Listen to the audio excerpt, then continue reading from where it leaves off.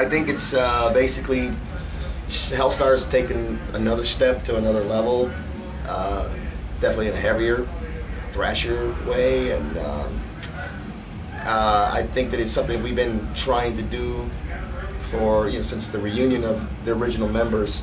Once we all got back together after all the years of being apart, and then the metal scene changing so much that we found out that we had so much in common once we got back together with like the black metal bands and certain good quality death metal bands. And I think that secretly we always known that what we did in the 80s was great for its time, but we really needed to start creating something that was heavier, darker, and the King of Hell was like our stepping stone. Now Glory of Chaos gets us to another level where I think a lot of people are just going to be really shocked when they hear this and go, what the hell's going on with these guys? It's like, well, we're becoming grumpy old men, and we recorded it in the heat of summer, so we got to think being old and humidity. Coming from a fan's perspective, I think it's, to my idea, it's the record that should have came out after Remnants of War. Helstar did something different where back in those days where they didn't follow the trend. Helstar stayed Helstar, and they put out two great albums, the Distant Thunder and Nosferatu. Like, nobody could touch them. To this day, those are still considered, some of the greatest metal records of all time.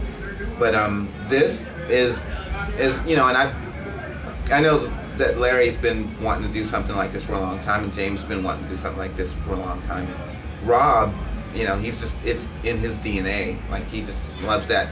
I always used to hear Rob talk about Forbidden, and and it's really cool that after all this time, we're at the right time we're able to come out and do something like this right as it's starting to come up again. So we're still, again, Helstar's going to be first. They're going to be in the front and kick everybody's ass. I have to give it up for Mikey. He came in, and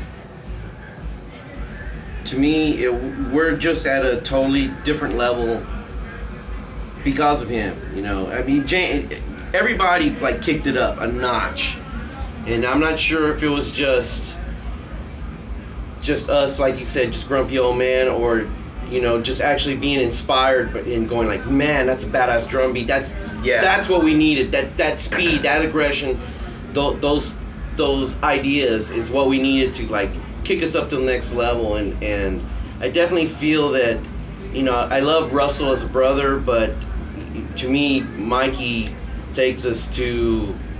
It just opens everything up for us. It opens up so many avenues for us to do whatever we want to do. Like Alma Negra.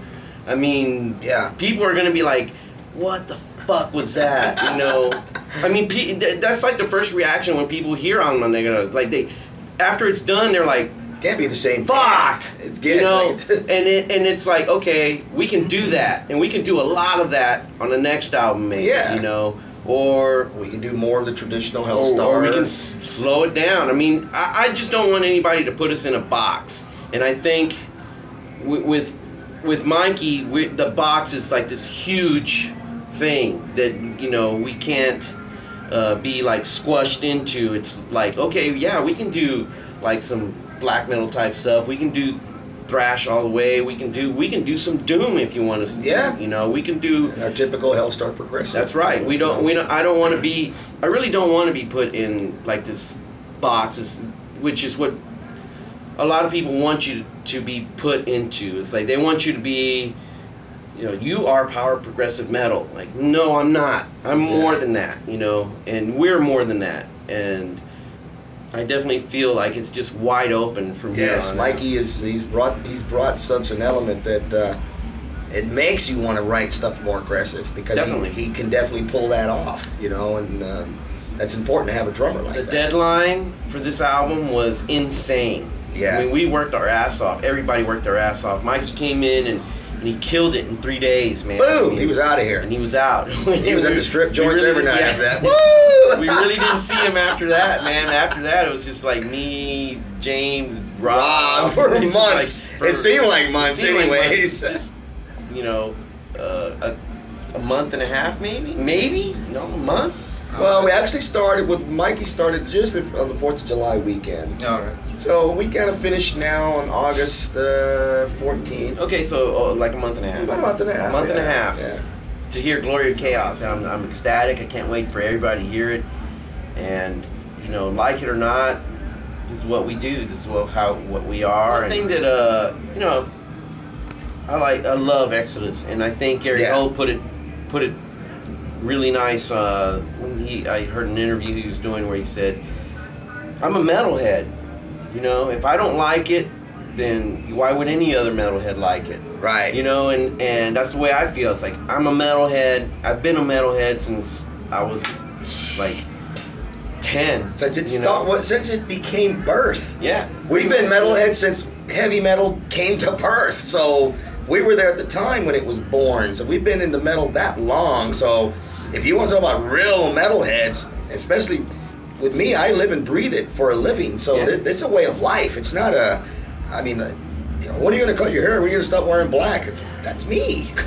You know, I mean, yeah, you know, it's not like because I want to impress people. This is me. We're just here hanging out, drinking beers. Go to my apartment. I got live bats flying around, you know. Just kidding. But, I mean, that's what I'm saying. That, you know, we're metalheads. I know Mikey's a metalhead. We all are, you know, and I think, you know, when you live and breathe it and you're in it as a musician creating, you know, when you've done something that's not that great and you're not really, your heart's not really into it. And definitely this one, I feel like, you know, our heart is into it, definitely 100%. Yeah, and all hearts were beating at the same time, which Definitely. was another thing that was great. Definitely. And then, you know, to get it done in the deadline that we had, you know, a month or whatever, month and a half, I mean, I'm just ecstatic, and I know it's gonna crush. I just feel it, you know, and that's not just being arrogant and, you know, pompous or whatever. I'm a metalhead,